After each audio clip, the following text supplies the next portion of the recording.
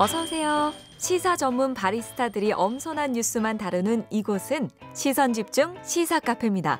다 같이 편안하게 토크 한잔 하실까요?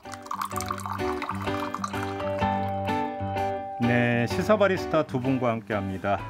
소셜랩 접경지대의 조형근 소장 모셨고요. 어서 오세요. 예, 안녕하십니까. 정치 철학자 김만권 박사 모셨습니다. 어서 오세요. 안녕하십니까. 네, 어떤 분이 박사님 책을 10,000권 읽었냐고 댓글 달아주셨습니다. 아직 그러지 못했습니다. 그러진 않으셨을 텐데 네. 모르겠고요. 10,000권 쓰실 것 같아요. 그것도 불가능하고 집에 그 정도 양의 책은 있긴 있어요. 와. 예, 제가 어릴 때부터 모은 책을 자치면 그 정도 될 수도 있을지도 그건 모릅니다. 예. 어릴 때 모았던 책을 안 버리고 있어요? 그게 저희 부모님께서 어릴 때 모았던 책들은 부모님 집에 있고요. 제가 가지고 있는 책들이 제 기증하세요, 기증. 기증을 좀 해야겠죠, 어디에? 일단 예전에 저기 보면 혹시라도 제가 나중에 그러니까 뭐 사무실 이런 거 차리면 저한테 기증해 주시면 책처럼 좋은 인테리어 소품이요. 그러니까요. 제가 지금 기억은 안 나는데 아마 조선 후기에 어디 유명했던 어떤 선비 그런 집에 자기 이 책 넣어둔 서재 이름을 만권당이라고 지었던 그런 분이 있는 걸로 알아요. 제가 정확히 성함 기억 안 나는데 아마 우리 김만권 쌤이 만권당인 거죠. 책도 꽤 뭐는 무거운데 10,000권 집에 있으면 안 무너지나요?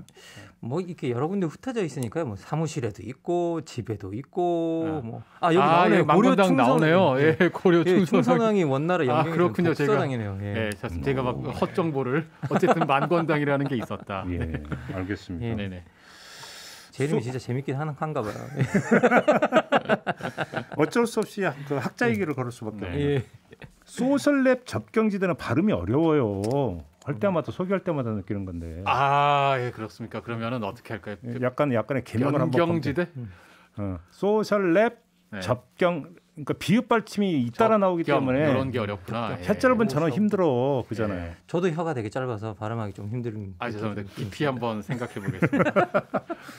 금요일 아침 제가 CB 모드로 시작을. 어차피 뭐 직원도 없고 저 혼자 있는 곳이라.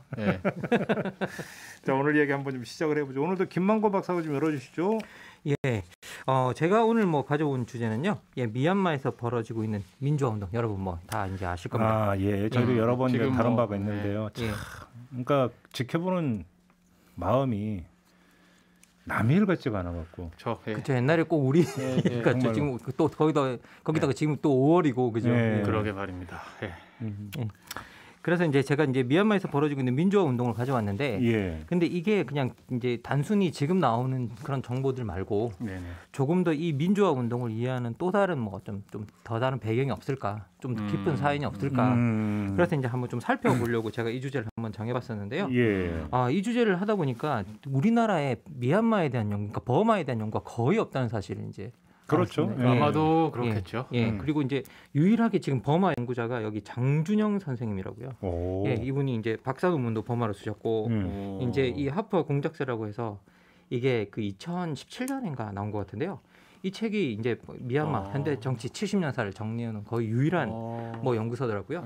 제가 제 기억으로 버마하면 딱 그 기억에 나는 거 2개밖에 없거든요. 저 어릴 때는 대통령배 국제 축구 대회가 국내에서 열리면 맞습니다. 그때 이제 동남아 국가들이 출전했는데 그때 버마가 축구 강국이었어요. 저는 전혀 기억나지 않는 세대의 일이군요. 여보세요. 몇 살 차이 난다고 지금.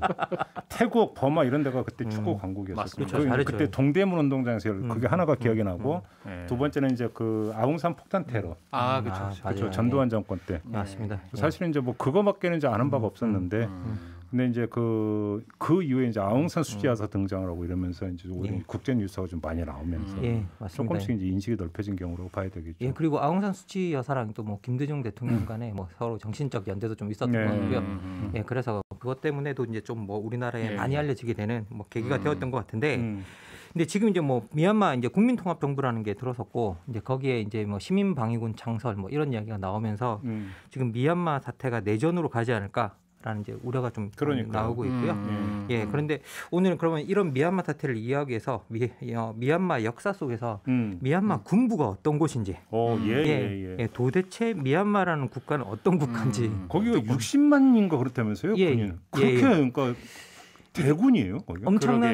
엄청나게 뭐라고 해야 돼요? 군사 국가고요. 그리고 군부가 완벽하게 어떻게 보면 군부의 역사가 독립운동의 역사였기 때문에. 그러니까 거기 국부로 모시는 게 이제 아웅산 장군이었고, 예, 맞습니다. 그죠? 아웅산 수지의 이제 그 아버지, 그죠? 예. 그러니까 이 군부의 역사 자체가 독립운동의 역사였기 때문에 군부가 정치적 정당성을 언제나 획득할 수밖에 없는 어떤 그런 구조를 좀 가지고 있었고요. 예. 그래서 이제 이 군부가 만들어 놓은 국가가 어떻게 보면 지금 군부가 국가 안에 국가가 되어 있는 어떤 그런 상황이거든요. 그렇죠. 그래서 도대체 이 군부가 만들어 놓은 게 어떤 식의 국가인지, 그럼 이 국가의 형태 때문에 지금 벌어지고 있는 민주항쟁이 어떤 의미를 가지고 있는지 한번 좀 정리를 좀 해보겠습니다. 네. 예, 그래서 제가 아까도 말씀드렸다시피 이제 버마 현대 역사에서 군부는 빼어놓을 수 없는 일부인데요. 예, 영국과 일본을 향한 군부 투쟁에서 이제 독립운동사 그 자체로 여겨졌습니다. 예, 그래서 군부가 정치적 정당성을 얻었는데요. 이게 1962년에 이제 쿠데타가 이제 내윈이 이끈 이제 그 군사 쿠데타가 일어났고요. 네. 그 이후에 군부가 정말 국가 안에 또 다른 국가가 되어서 군림을 해오고 있습니다. 이제 그리고 이 군부가 들어섰을 때, 내윈 군부가 들어섰을 때 버마식 사회주의 이념을 내세웠거든요. 근데 원래는 그냥 사회주의 국가였어요. 근데 내윈이 들어오면서 버마식 사회주의 국가를 내세웠는데 이제 여기서 중요한 건 뭐냐면 버마식이에요. 사회주의가 아니라. 그래서 이제 버마식이 사회주의라는 이념을 삼켜버린 형태. 그래서 이제 한국에서 박정희 정권 시절에 한국식 민주주의, 토착적 민주주의. 맞습니다. 그래서 이제 그런 형식으로 전혀 사회주의적이지 않은 국가입니다. 그래서 그 내용을 보면 계급 투쟁 대신 불교 이념이 대신을 하고 있고요. 그러면 이제 그때부터 사회주의 아니잖아요. 예, 그리고 사회주의는 불교의 가치를 훼손하지 않는 내에서 추구돼야 된다. 예, 그렇게 이야기를 하고 있고요. 그리고 군부에게 그러면 사회주의가 왜 이렇게 필요했느냐라고 하면 사회주의를 내세워서 경제를 장악할 수 있었기 때문이다라고 이제 그렇게 이야기를 국유화 뭐 이런 걸로. 예, 그렇습니다. 분배나 뭐 이런 것들을 내세워서 경제를 완벽하게 장악할 수 있기 때문인데, 근데 뭐 여러분 다 아시겠지만 원래 사회주의는 종교를 배척하죠. 그렇죠. 예. 그런데 버마 군부는 이제 불교와 토속 신앙을 결합시켜서 이게 군부 집권이 운명이라는 식의 정치적 프레임을 만들어 왔다고 합니다. 그러니까 이게 군부가 이게 종교를 조장하고 그리고 그 종교를 토속 신앙과 합쳐가지고 아주 뭐 미신과 주술의 세계로 이끈 거죠. 근데 국가 안의 국가 이런 얘기를 자꾸 하다 보니까 저는 머릿속에 자꾸 뭐가 떠오르냐면 고려 때 무인 정권 오고 뭔가 좀 이렇게 오버랩되는 부분이 있는 것 같지 않아요? 약간 그런 부분도 좀 있긴 있네요. 예, 그러니까. 실제로. 그전에 국가 조직이 있지만 사실은 무인 집단인 도방이나 이런 데에서 사실은 국가 중대사는 거의 대부분이 거기서 결정이 되고. 예, 지금 사실 그렇습니다. 왜냐하면 지금 2008년인가에 개정된 헌법에 들어가 보면 이게 사실상 이게 그 국가를 통치하는 기구가 이게 그냥 시민 정부가 아니에요. 이게 뭐 특히 위기 상황이나 이런 때는 이게 헌법 조항 같은 것들을 보면 지금 같은 상황이 일어나면 국방부의 수장이 주권을 이양하여 행사한다라는 규정이 있더라고요. 40조에. 헌법에 그런. 예, 40조에 있어요. 그러니까 사실상 군사 쿠데타를 합리화하는 규정이네. 군사 쿠데타를 합리화시켜서 어떻게 보면 헌법 자체가 쿠데타를 합리화시켜주는 군부의 지배를 합리화시켜주는 그런 규정까지 다 들어가 있는 경우입니다. 그리고 이제 식민지 경험에서 이제 얻은 정신적 외상이 되게 심해서요. 이 군부가 과대한 외국인 혐오증 이런 것들을 이제 가지고 있고요. 그리고 이제 그 덕분에 이제 어떻게 보면 국제사회에서 일탈을 일삼고 있는 대표적인 국가 중에 하나입니다. 이제 지금도 뭐 국제사회가 버마를 그렇게 압박하고 있지만 이 까딱도 안 하잖아요, 군부가. 사실은 이제 그런 데 있어서 어떻게 보면 과거의 경험이 많이 작동하고 있고요. 그런데 외국에서 아무리 봉쇄를 하더라도 우리는 자력갱생한다. 예, 그런 게 있죠. 북한하고 비슷하네요. 예, 그 시스템은 좀 그 부분도 좀 비슷한 부분이 있네요. 그런데 이게 버마가 한 사례를 보면 이게 국제노동기구의 제재를 받았던 유일한 국가였거든요. 이제 군부의 그 강제 노동 때문에. 근데 원래 이게 국제노동기구가 가지고 있는 제재가 어떤 식으로 제재하냐면 받아들인 결의안만 지키면 돼요. 자기들이 못 지키는 결의안을 안 받아들이면 그렇죠. 아무 상관이 없거든요. 그렇죠. 예, 그런데 받아들인 결의안을 못 지켜서 이제 어떻게 보면 제재를 받았던 경우인데, 근데 여간에서 그렇게 안 받아들인다고 해서 사실 국제노동기구가 제재를 하러 안 들어가요. 근데 아무리 권고하고 뭐 해도 이제 어떻게 통하지를 않아서 이게 들어가서 제재했던 유일한 사례로 남아 있는 게 또 이게 미얀마이기도 합니다. 그리고 이제 그런데 미얀마에 이제 이렇게 군부가 이렇게 있으면 이 군부에 맞서서 또 한편으로는 또 흥미로운 게 끊임없이 민주화 투쟁이 있었어요. 민주화 역사가 있었습니다. 그래서 제일 유명한 게 어떻게 보면 여러분들이 많이 아시는 8888 항쟁이라고 해서 1988년 8월 8일 8시 8분 혁명을 했다 그러는데요. 근데 이것도 사실은 알고 보면 군부가 만든 미신과 주술의 잔재예요. 왜요? 왜냐하면 이게 8888이 4개가 겹치는 게 아주 상서롭고 길한 그거라 그래서 이 1988년에 실제로는 6월 무렵에 이미 그 뭐라고 해야 될까 민주화 세력이 거의 군부를 주저앉힐 정도로 강했고 이미 끝났다. 끝났다. 그리고 이제 그냥 정권만 이양하면 되는 거였는데 8월 8일을 기다렸대요. 길일이라고. 이제 선 없는 날이다 뭐 이런 거. 선 없는 날. 이게 8월 8일이라고 이제 그걸 기다리는 바람에 군부가 다시 쿠데타를 준비하고 다시 그걸 준비할 수 있는 시간을 주어서 오히려 이제 이 혁명이 어떻게 보면 잘못된 길을 가게 되는 어떤 계기가 되었다고 합니다. 그래서 이제 어떻게 보면 이 안에 이렇게 들여다보면 실제로 그 상당히 이제 그 미신과 주술이 난무하고 있는 걸 볼 수 있고요. 그리고 또 2007년에 여러분들이 이제 기억하시는지 모르겠지만 2007년에 샤프란 혁명이라고 있었습니다. 있었죠. 이 샤프란이 이제 승려들이 입는 옷 색깔이잖아요. 샤프란 색깔, 이제 승려복 색깔인데요. 이건 뭘 알려주냐? 2007년에 육가인상으로 이제 그 시작된 혁명인데 승려들이 이 혁명을 주도했습니다. 그런데 사실은 이 혁명뿐만 아니라 이 계속 버마의 민주화 역사를 들여다보면 승려들이 계속 중요한 역할을 해왔어요. 그래서 계속 종교적으로는 어떻게 보면 승려들이 앞장서고 사람들이 따르는 형태를 취하고 있었거든요. 그러면서 어떻게 보면 이게 기본적으로 이 국가에서의 종교의 영향을 보여주는 거죠. 그리고 그것들이 민주화 세력에 미치는 영향도 명백하게 보여주고 있습니다.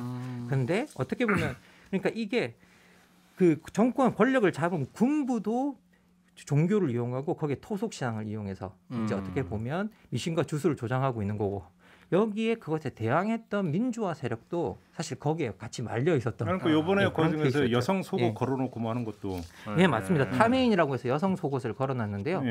이게 여성 속옷을 빨랫줄이 이렇게 걸어놓으면 그 빨랫줄 밑으로 남성이 지나가면 운이 날아간다고 하는 행운이 날라고 한다고 하는 어떤 그런 미신이 있는데 그거를 이용해서 여성의 그 전깃줄이나 빨랫줄을 이용해서 여성의 속옷을 걸어놓고 이제 군인들이 들어오는 걸 제재하고 막는 어떤 그런 역할을 하고 있다. 이제 그렇게 이야기하고 있습니다. 그런데 아무튼 이제 그 샤프란 혁명하고 이번 같은 경우는 이제 다른 게 젊은층이 지금 이제 주도하고 있다는 거잖아요. 예, 맞습니다. 이번에는 이제 Z 세대라고 하는 젊은층이 주도를 하고 있고요. 그리고 이 혁명에서 가장 눈에 띄는 지점이 어디냐라고 하면 사실은 여성들의 역할이에요. 이게 여성들이 거의 절반 이상이 될 정도다라고 할 정도로 뭐 이야기를 하고 있고요. 그런데 지금 10대 후반부터 20대 중반이 이 혁명의 주축이 되고 있어서 승려들을 대체하고 있고 그리고 거기다가 여성까지 나오고 있는 거죠. 이제 그래서 이 혁명을 가지고 두 가지 의미로 지금 바라보고 있는데요. 첫 번째 하나는 뭐냐? 민주화 세력이 종교적 영향에서 벗어나서 이제 어떻게 보면 그 민주화를 주도하는 세력이 종교인으로부터 젊은 세대로 교체된 것. 중요한 변화네요. 아주 이제 중요한 변화죠. 그래서 이게 근대로 가는 어떻게 보면 이제 진정한 근대 탈주술화가 일어나는 그러니까 민주주의 혁명을 통해서 탈주술화라고 하는 이제 소위 근대가 말에 추구했던 그 방향으로 가는 것 하나. 그리고 또 하나는 두 번째 이 여성의 등장은 뭘 의미하고 있냐면 사실은 근대는 또 남성의 세계였거든요. 그런데 여성이 주도적으로 어떻게 보면 이 혁명에 참여하면서 근대를 또 넘어서는 혁명이다. 그래서 지금 현재 진행되고 있는 혁명은 어떻게 보면 근대를 받아들이면서도 근대를 극복하는 어떤 양가적인 측면이 다 결합되어 있는 혁명으로 이제 사람들이 이해를 하고 있습니다. 그래서 어떻게 보면 지금 혁명은 단지 이제 군부의 독재를 청산하는 거다. 군부로부터 그냥 벗어나는 거다.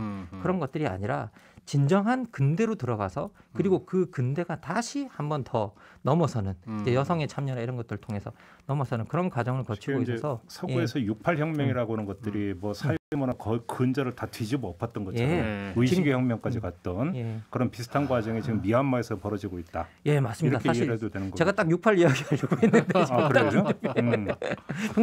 평론가님께서 그 이야기를 딱 꺼내버리네요. 그래서 사실은 어떻게 보면 지금 현재 이 미얀마 혁명은 우리가 어떻게 보기에 따라서는 이게 잘 전개되기에 따라서는 미얀마에서는 마치 68 혁명처럼 될 수 있다라는 거죠. 근데 이제 다만 하나 지금 현재 불안한 건 뭐냐면 국제사회의 도움을 사실상 별로 받지 못하고 있다. 그러니까요. 그래서 이제 지금 현재 뭐 우리 유엔에서 이걸 사실 개입하고 싶어도 좀 유엔도 많이 곤란한 상황이긴 할 거예요. 왜냐하면 기본적으로 유엔 같은 경우에 이걸 갖다가 개입해 들어가려면 군사력을 어떻게 보면 이렇게 동원해야 되는데 지금 군사력을 동원하기에는 회원국들이 코로나 사태에 너무 갇혀 있어요.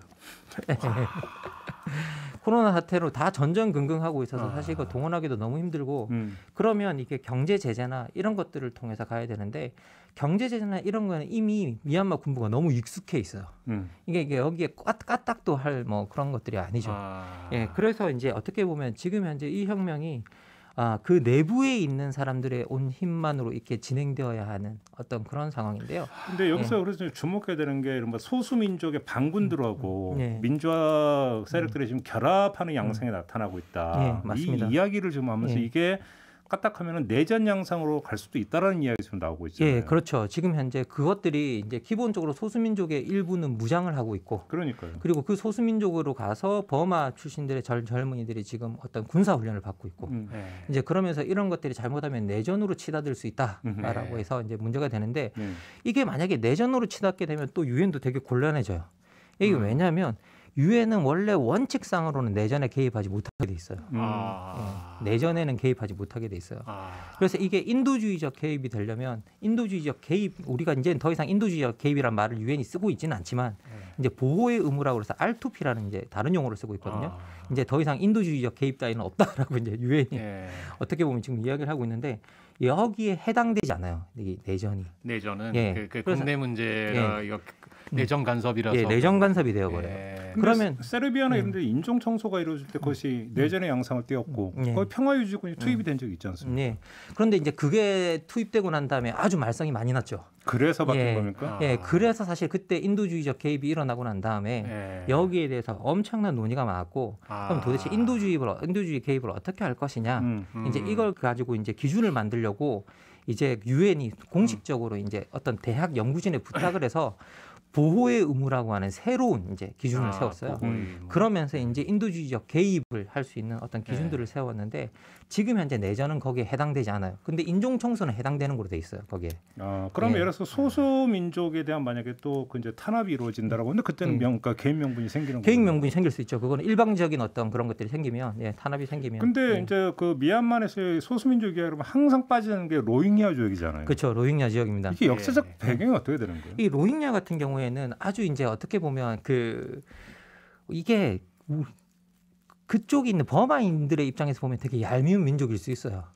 왜냐하면 이게 자기들이 식민지 시대를 갈 때 영국인들이 이 식민지를 통치하기 위해서 다수인 버마인들로부터 땅을 뺏어서 당시에 인도의 벵갈이 인도 지역이었거든요. 그러면 벵갈에 있었던 그 벵갈인들이 이주를 시켜서 그 사람들에게 땅이나 권력들을 나눠주고 버마 사람들을 통치하게 만들었어요. 그게 로힝야족이에요. 예, 그게 로힝야족이에요.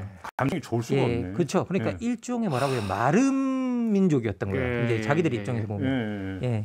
이제 그러니까 여기에 대해서 감정이 좋지도 않고 거기다 더 큰 건 문제는 뭐냐? 버마 사람들이 신실한 불교 신자인데 이 로힝야족은 또 무슬림들이 많아요. 그러니까 이게 종교적 갈등도 이제 거기에 들어가 있는 거죠. 그래서 이게 역사적 문제, 종교적 문제가 같이 겹쳐 있는 케이스라 어떻게 보면 아주 풀어내기 힘든 어떻게 사례라고 볼 수 있을 것 같아요. 약간 관련된 이야기를 해보면 이게 이제 어떤 분은 이런 경우를 아까 조금 전에 마름이라고 하셨는데 중간 시민이라는 표현을 쓰시는 분도 있더라고요. 왜냐하면 제국주의 시절에 이 나라들이 딱 이런 식으로 이제 할 때 동원했던 민족들이 그랬다라고 하는데 문제는 해방되고 나서 이제 이 민족들이 굉장한 역으로 이제 고초를 겪는 거죠. 그렇죠. 핍박받는 케이스가 된 거죠. 이제 사실은 동남아시아에서 화교들이 그런 역할을 했습니다. 화교들이 원래는 명나라 때부터 가잖아요. 그래서 이 사람들은 그 로힝야족하고 좀 달라요. 로힝야처럼 이렇게 영국이 데려왔다든지 이런 건 아니고 이미 그 시절부터 많이 가서 정착을 하고 있었던 건 맞는데 그렇다고 해서 현지 민족들하고 섞이지 않고 화교로서 중국인으로서 거기서 계속 살고 있었던 건데 특히 네덜란드, 인도네시아라든지 네덜란드 강했잖아요. 이 화교를 딱 그런 로힝야족처럼 씁니다. 그래서 그렇게 보면은 상당히 이제 이 현지인들 입장에서는 쌓인 게 많았던 텐데. 그러니까 동남아 가면 그런 게 되게 많은 게 베트남 공산화 과정에서도 그러니까 이제 1차, 2차, 3차 보트 피플이 나타나는데 이제 그 1차 보트 피플의 주된 사람들이 화교 사실은 화교입니다. 네, 그래서 맞습니다. 거의 그 베트남 국부의 거의 대부분을 장악하고 있었던 게 화교들이었고 그러니까 공산화의 어떤 뭐 약탈이라든지 어떤 공격이 이루어지는데 그게 바로 그들을 대상으로 했던 거의 부를 독점하고 있던 그래서 이 사람들이 돈을 써가지고 이제 탈출 러시가 이루어지면서 나타난 게 바로 1차 보트 피플이다 이런 얘기를 하더라고요. 근데 이게 상당히 복잡한 게 인도네시아만 가지고 얘기를 해보면 인도네시아만 있었던 건 아닌데요.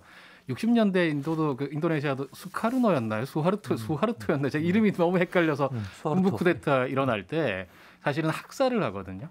굉장히 많이 인도네시아는 거의 100만 명 넘게 엄청나게 학살했습니다. 엄청나게 그 화교 학살을 하는데 그 당시에 이게 여러 가지 복잡한 게 일단은 화교는 그 맥락에서는 군부 쿠데타에 맞서는 사람들이었고 사실은 좀 더 그 소위 좌파 쪽이었거든요. 화교 쪽들이.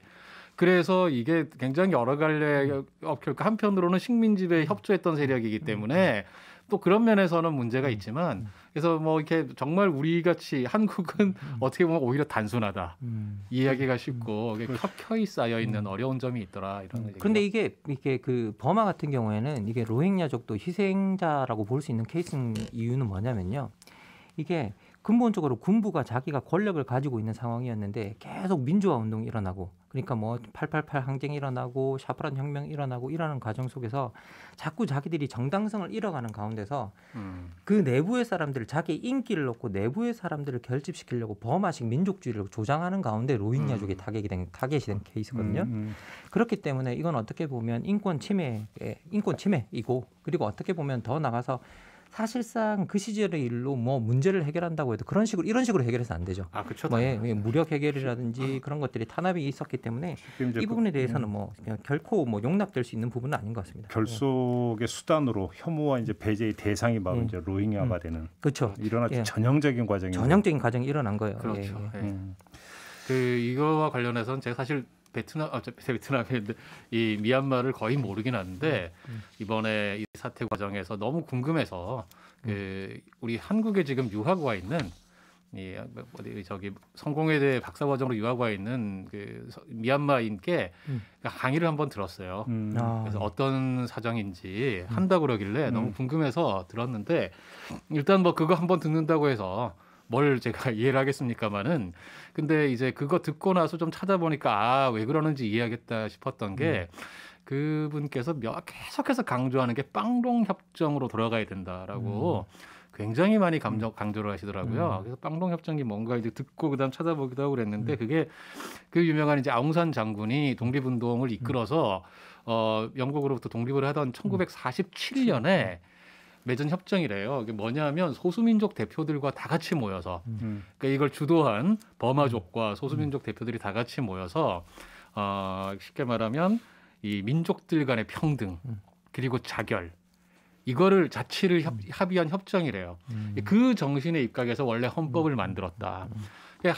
빵롱 협정으로 돌아가야 되고 헌법으로 돌아가야 된다. 이걸 생각해 보면 지금 이제 그 이후에 군부 쿠데타 이후에는 사실은 그걸 무너뜨린 거였다라는 거예요. 그 정신 아래서는 모두가 함께 평화롭게 살 수가 있었는데 그래서 이게 사실은 그냥 단지 군부 문제만은 아니고 이 버마를 주도해온 이제 미얀마를 주도해온 버마족과 다른 소수민족들이 어떻게 평화롭게 같이 살 것인가라고 하는 이런 문제가 있다고 그렇게 그분은 얘기를 하시더라고요. 빵롱 협정이 정말 중요한 이유는 뭐냐면 사실 이게 그 말씀하신 대로 이게 버마가 135개 민족으로 이루어진 국가거든요. 소수민족으로. 그럼 135개면 이게 5개, 6개만 돼도 진짜 피곤한데 135개면 정말 이거는 이게 공존의 룰이 정해지지 않으면 그 안에서 이렇게 뭐 어떻게 같이 공존할 수 있는 가능성이 없어지죠. 그리고 그 기반을 사실 알고 있었기 때문에 아웅산 장군도 그런 협정을 맺고 이제 기반을 닦았던 건데 그 정신이 군부를 통해서 무너졌다라는 게 되게 중요한 것 같아요. 알겠습니다. 그리고 그 군부가 계속 정권을 장악하고 있고 그런데 그것들을 장악하는 과정 속에서 군부가 계속 종교와 미신 주술을 이용했고 그리고 그것들이 운명이다라는 식으로 받아들여야 된다는 식으로 이용했는데 그것들이 국민에게 상당히 많이 통하고 있었던 상태라는 거. 네. 마지막으로 이것만 좀 정리해 주세요. 버마와 미얀마가 뭐가 다른 겁니까? 이게 그 버마 같은 경우에는 독립하면서 이제 이게 버마족을 중심으로 해서 그러니까 만들어진 이름이었고요. 민족 이름이 버마인 거죠. 버마였고요. 그런데 이게 1988년에 그 항쟁 있고 난 다음에 89년 들어오면서 군부가 자신들이 했던 어떤 뭐라고 해도 소수민족이 했던 그런 잔악한 짓을 덮기 위해서 버마라는 이름 자체가 우리 소수민족으로 이루어진 이 국가를 대표하지 못한다 그래서 미얀마로 이름을 개명을 해요. 예, 미얀마로 이름을 개명합니다. 그러면 이게 되게 그러면서 이게 어떻게 보면 자기들이 소수민족을 대변하고 소수민족을 지키는 것처럼 하면서 이 개명한 이름이에요. 그래서 지금 국제사회에서는 일부 국가는 여전히 버마라는 명칭을 그대로 쓰고 있어요. 왜냐하면 이게 소수민족을 억압하기 위한 기제를 덮기 위한 방식으로 이름을 개정했기 때문에 이런 걸 받아들일 수 없다. 눈가림 용어다. 눈가림 용어다. 예. 그래서 여전히 버마라는 이름을 쓰는 국가들도 있습니다. 알겠습니다. 참 이 정도로 가름하고요. 미얀마 문제는 그러면 우리 조형근 소장의 발제로 한번 좀 넘어가 보죠. 어떤 이야기 준비해 오셨습니까? 예, 제가 오늘 준비해 온 주제는 한국과 일본 서로 닮은 나쁜 점. 서로 나쁜 점이요? 뭐 그냥 일단은 물음표 정도로. 사실은 이제 오늘은 김만권 소장께서는 이제 버마, 미얀마 이야기를 하셨고, 저도 뭐 그 조금 균형을 맞출 겸해서 우리 이웃 나라 일본 이야기를 좀 해볼까 하는데 사실 이제 일본 이야기하다 보면 저희는 일본하고 한국은 이게 뭐 뗄래야 뗄 수 없이 얽혀 있어서 결국은 한국과 일본이라고 하는 이런 주제로 얘기를 하게 될 것 같고요. 계기는 뭐냐면 지난 4월 12일 그러니까 아직 한 달은 좀 안 됐네요. 일본의 그 웹저널이라고 웨치 인피니티라고 하는 이름의 저널에 이런 제목의 기사가 실렸대요. 왜 일본은 한국보다 가난해졌는가? 오, 그래요? 예. 제목이 땡기네. 예, 그렇죠. 이제 이걸 쓰신 분이 일본의 나고야 대학 비즈니스 스쿨의 하라타 유타카 교수라는 분이 썼대요. 이분이 교수면 벌써 이제 뭔가 전문가일 텐데 경력이 알고 보면 그냥 경력이 아니고 일본 경제기획청 관료 출신이고 재무성에서 근무했고 일본은행 정책심의위원회 심의위원 뭐 이런 쉽게 말하면 그 만만한 사람이 아니고 나름대로 일본에서 경제관료로 정통관료로 성장했던 사람으로 지금 현재는 대학 교수다. 산전수전 공중전 다 겪은 그렇죠. 예, 이런 분이 이제 딱 통계 수치를 인용해 가면서 일본은 한국보다 가난하다. 근데 가난하다는 근거가 뭐예요? 핵심은 여기서 이제 저희 1인당 GDP 국민소득 이야기 하잖아요. 그 명목 환율로 하면은 아직도 우리가 일본보다 낮습니다. 그죠? 낮는데 그게 말고 저희 구매력 기준으로 이야기랑 물가 반영한 거. 그렇죠. 물가가 고려돼야지. 물가라는 게 결국은 물가가 엄청 비싸면은 명목 소득이 높아봐야 무슨 소용이 있습니까? 그렇죠. 그래서 실질적인 생활 수준 비교하려면 구매력을 기준으로 한 거를 가지고 비교를 해야 된다 해서 IMF가 두 가지로 발표를 하거든요. 해마다 두 가지. 그게 이제 그 사실은 뭐 구매력이라고 해서 딱 맞는 건 아니지만 그래도 명목보다는 좀 더 현실에 가깝다. 그렇겠죠. 이렇게 보고 있습니다. 그래서 요거 기준으로 2018년에 한국이 일본을 넘어섰습니다. 그래요? 예, 그렇습니다. 그래서 지금 보면은 서울 물가도 장난 아닌데. 예, 2018 물가 장난 아니에요, 진짜. 지금 이게 문제는 이제 요거는 웹진인데 그게 이제 야후로 일본 야후로 우리로 치면은 그게 대형 포털 제일 일본 사람은 다 야후 보거든요. 거기에 뜬 거예요.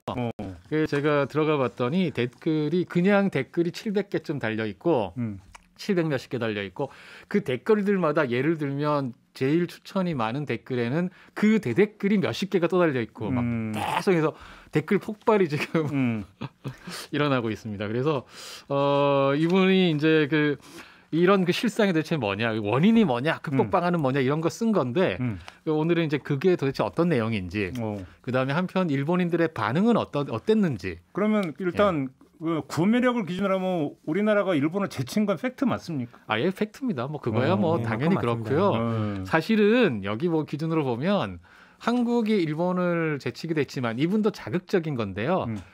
이 저자도 사실은 내용을 보면 꼭 한국은 아니에요. 뭐냐 하면 싱가포르는 일찍이 제친 지 한참이고 홍콩도 한참이고 대만도 지금 PPP로는 이게 구매력 기준은 우리 한국보다도 더 대만 더 높거든요. 근데 이제 한국마저 제쳤다. 한국은 일본보다 살짝 높은 거예요. 그런데 한국을 제목으로 딱 뽑은 거죠. 그래야 사람들이 달려들거든. 그러니까 장사하려고 그건 뭐 그렇다 치고 하여간 그 맞고요. 그래서 이제 기고문 요지는 일본이 쉽게 말하면 80년대까지는 높은 성장했는데 90년대 이후엔 정체다. 그 결과로 선진국의 턱걸이하고 있다.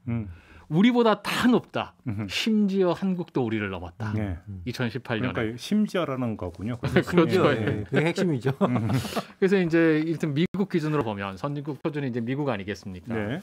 미국 기준으로 보면 일본이 한때 83%까지 따라갔는데 지금 70%도 못 된다. 우리는 지금 도로 터지고 있다. 그러니까 엄청나게 이제 일본만 이러고 있다라는 거예요. 일본만. 그리고 한참 아래에 있지만 중국이나 인도 같은 나라들도 무섭게 치고 올라오고 있는데 그게 우리나라에서 이러다가는 결국 우리 샌드위치 된다. 딱 그 얘기입니다. 그런데 여기서 이제 뒤처진 이유가 무엇이냐 이게 오히려 흥미로워요.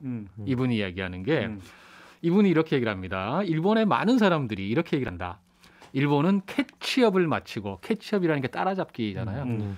캐치업을 마치고 선진국이 되었으니까 더는 캐치업형 성장이 불가능하다.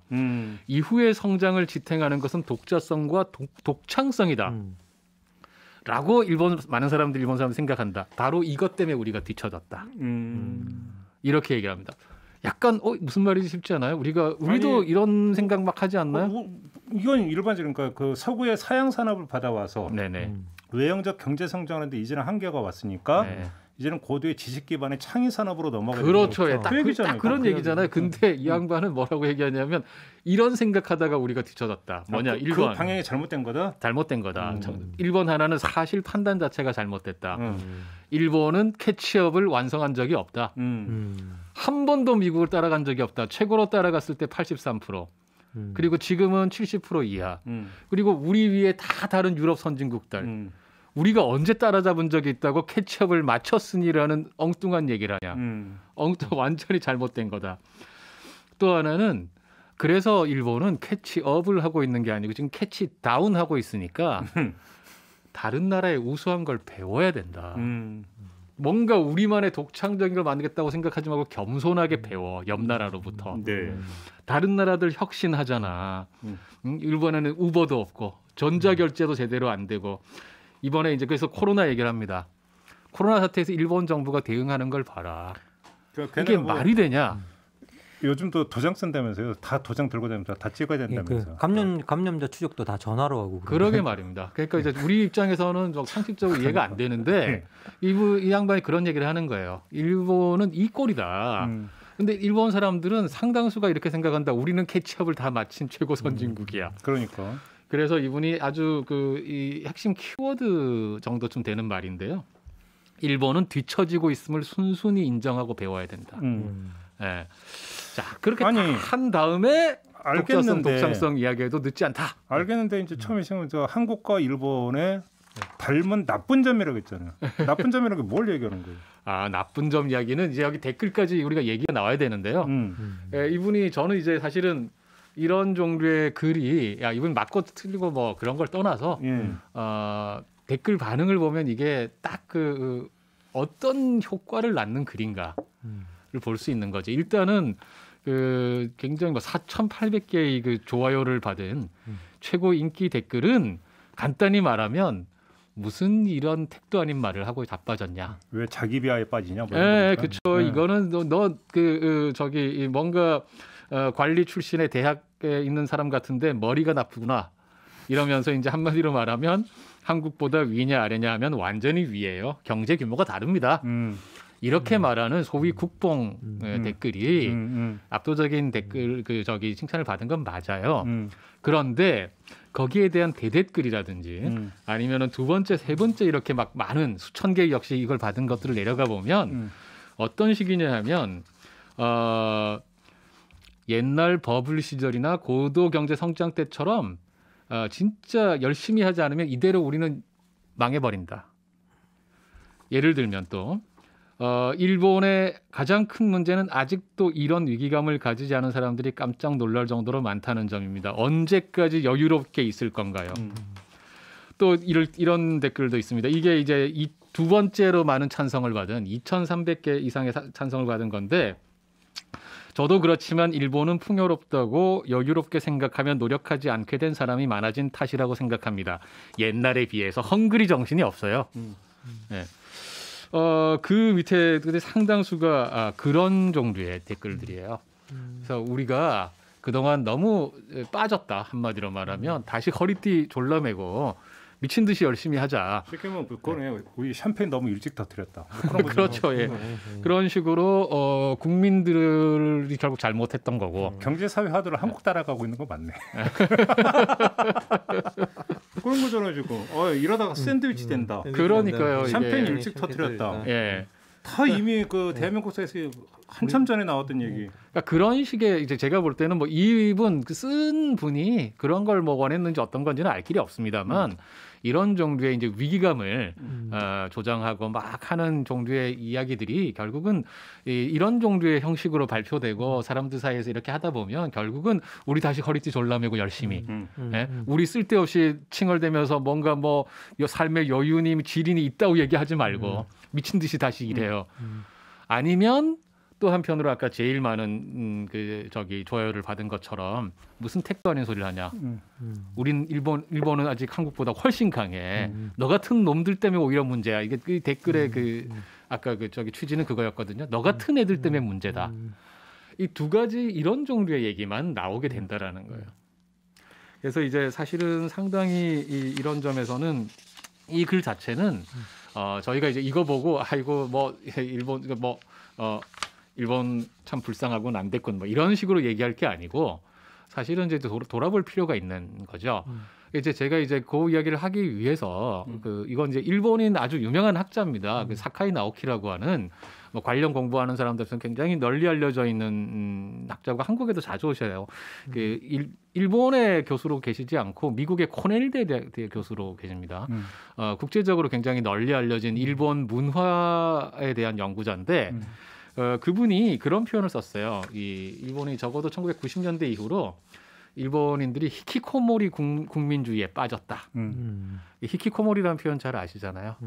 이제 자기 집에 꼭 갇혀가지고, 예, 그래서 이제 세계를 보려고 하지 않고 왜 그렇게 이걸 보냐고 하냐면 이분은 이렇게 얘기를 합니다. 개구리 됐다는 얘기잖아요. 우물한 개구리. 그러게 말이다. 우물한 개구리 됐다는 건데 그거를 이분은 조금 더 이렇게 뭐랄까요, 국제 정치, 국제 관계 속에서 이야기를 하시는데 2차 대전 이후에 일본이 패전하고 미국이 사실상 이제 전 세계를 지배하고 이 지역도 지배하게 됐잖아요.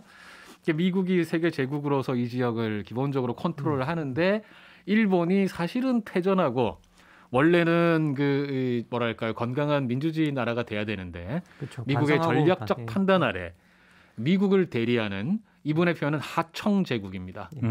동아시아에서 미국의 하청을 받아서 지역을 관리하는 그런 하청 제국의 위상을 가졌다는 거예요. 마름 제국이 더 마름 제국이죠, 그러니까. 그렇죠, 마름 제국이죠, 정확히. 그러다 보니 문제는 일본인들이 2차 대전 이후에 깊이 반성하고 어떤 면에서 그걸 정말 새롭게 성숙해지는 계기로 삼아야 되는데 네. 이분 표현대로 말하자면 한국이나 중국을 포함한 이웃나라 아시아인들에 대한 멸시적인 태도를 일본은 벗지 못했다라는 거예요. 2차 대전을 거치면서 그 패전 이후에도. 문제는 90년대 이후에 이분이 짚는 것, 이분 발표하신 그 논문에 보면 그 GDP 통계들 다 나오거든요. 이미 대만, 일본, 한국 뭐 이렇게 다 넘어섰고 이런 과정에서 일본인들이 어떻게 보면은 엄청나게 이제 나름대로 충격을 받았는데 이 충격을 인정하기 싫다라는 거예요. 보고 싶지 않은 사람들이 이걸 인정하기 쉽지 않은 사람이 됐다. 그래서 이게 되게 굉장히 인상적인 표현이 있는데요. 우리가 인정하고 싶지 않은 현실을 안 보려고 할 때, 예를 들면 타조가 머리 받고 뭐 이제 예를 들면 비슷하게 왜 기타노 타케시라고 일본에 굉장히 유명한 배우가 있죠. 예능인이면서 뭐 사실은 사회적 발언 엄청 하죠. 한국 비하하고 뭐 그랬던 사람. 그렇습니다. 이분이 근데 자기 나라도 비하해요. 이 사람은 아무튼 저는 상당히 독특한 센 캐릭터인데 일본판 모두각입니까? 맞습니다. 예. 이 양반이 일본 사람들을 가리켜서 뭐라고 그랬냐면 일본 사람들 지금 하는 거 보면 빨간 신호등 다 같이 건너면 무섭지 않아. 하는 이런 태도라는 거예요. 그야말로 거기다 이제 객관적인 사실 중에 하나가 여권 소지자가 역사상 최소가 됐다. 일본 바깥으로 안 나간다라는 거예요. 일본이 제일 좋은 곳이다. 예. 그래서 이제 이것이 이분은 이렇게 이야기를 합니다.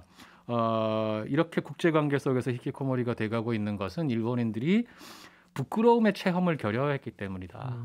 2차 대전 이후에 그 부끄러운 과거를 정면으로 직시하고 극복하려고 하는 어떤 집단적인 체험, 노력을 했었어야 되는데 그걸 생략하고 그냥 미국에 의해서 하청제국 지위를 받고 난 다음에 그러다가 지금 이런 식으로 뒤집히는 걸 느끼다 보니까 일본인들 전체가 안 보려고 하고 있다. 그러면 지금 그 조영근 소장이 일전에 우리 이제 국뽕 이야기한 적 있잖아요. 네네. 오늘 이제 하고자 하는 말씀, 그러니까 닮았다라고 하는 게 바로 그 지점입니까? 예, 제가 이제 보면은 물론 일본하고 우리를 동렬해 놓고 비교할 수는 없습니다. 우리가 뭐 일본처럼 제국주의 침략한 나라는 아니고 그러긴 한데 약간 비슷한 면이 있다고 생각하는 게 뭐냐면 한국이나 일본이나 옆 나라들하고 수평적인 관계를 맺어본 이 경험이 굉장히 드물어요. 거의 없죠. 저희가 이게 전통 시대는 사실 중국이란 나라가 뭐 사이즈부터 시작해서 이게 도무지 이래서 도저히 수평적인 관계를 맺기가 힘들었잖아요. 거기다가 우리가 그 다음에는 식민지를 짧게나마 겪었고 그 다음에는 이제 미국이 사실 참 민망한 얘기입니다만 지난 얼마 전까지만 해도 제가 트상황 어쩌고 저쩌고 하면서 그 물론 이제 절반쯤 풍자지만 미국이란 나라의 영향력이라고 하는 게 좀 압도적이잖아요. 그러니까 어떻게 보면 우리가 숙명처럼 그러다 보니까 다른 한편으로 그러면 미국 말고 다른 나라들하고의 관계에서도 늘 어떻게 보면 이게 어떤 한 나라는 더 세고 더 약하고 앞서고 뒤서고 이런 식의 관계로 자꾸 파악하려고 하는 그러니까 우리 사회에서 먼저 동남아에 대한 약간 이제 멸시라든지 뭐 이런 것들은 이제 지금 지적을 하시는 거죠. 예, 맞습니다. 그러면서 점에서 오히려 외국인에 대해서 상당히 배타적이면서도 백인에 대한 태도가 다르고 흑인에 대한 태도가 다르고 그런 점에서 일본하고 굉장히 닮았다는 거예요. 한국하고 일본이 그래서 참 뭐랄까요? 근데 이제 생각해 보면 한국이나 일본이나 오히려 서양 사람들, 서구인들 연구자들 만나보면 가끔씩 그런 말씀을 듣는데 당신네들 왜 싸우는지 잘 모르겠다라는 그런 표현을 해요. 비슷한데? 네, 되게 비슷하고 그다음에 둘 다 선진국이고 그 한국도 이미 그 사람들 그 국제 기준으로는 선진국 된 지가 아니 그것도 있으니까 아니 그러면 독일하고 네덜란드는 왜 이렇게 감정이 안 좋고 왜 싸우고? 그러게 말입니다. 근데 진짜 영국, 프랑스는 왜 사이가 안 좋고? 근데 국가마다 사실 역사적인 그런 것들이 있잖아요. 근데 맞습니다. 해외에서 외국인들이 볼 때는 이게 되게 특이한 것 같아요. 왜냐하면 저도 유학 시절에 제 친구들이 뭐라 그랬냐면 한국 사람들처럼 일본 사람들 무시하는 걸 본 적이 없다는 거예요. 근데 보면 경제 규모도 일본이 훨씬 더 크고 그런데 철저하게 무시한다는 거예요. 일본 뭐 이야기 나오면 그냥 다 무시한다는 거예요. 이제 이게 역사적인 게 있어서 어느 정도는 불가피한 면도 있는데 뭐 저도 좀 그렇습니다. 사실은 솔직히 그렇죠. 근데 그리고 이제 뭐 딴 거보다 스포츠로 한일 관계 지면 우리 이건 절대 안 되죠. 근데 이게 보면은 두 나라가 비슷하다는 게 그런 점에서 보면 국제 관계를 수평적인 관계로 친구 관계로 참 잘 이해 못하는 점이 있고 또 하나는 이 두 나라가 다 명색에도 선진국이고 참 동아시아를 대표하는 굉장히 하이 테크놀로지 국가고 이런 거 맞는데 삶의 질 같은 거 조사하면 행복 지수 이런 거 조사하면 국제적으로 거의 비슷비슷하게 나빠요. 그러니까 서로 좋고 나쁜 분야는 조금씩 다르지만 그러나 예를 들면 여기 나와 있는 2018년, 2020년 이 세계 행복 보고서 이거 하나만 들면 행복 순위가 일본 56위, 한국 62위.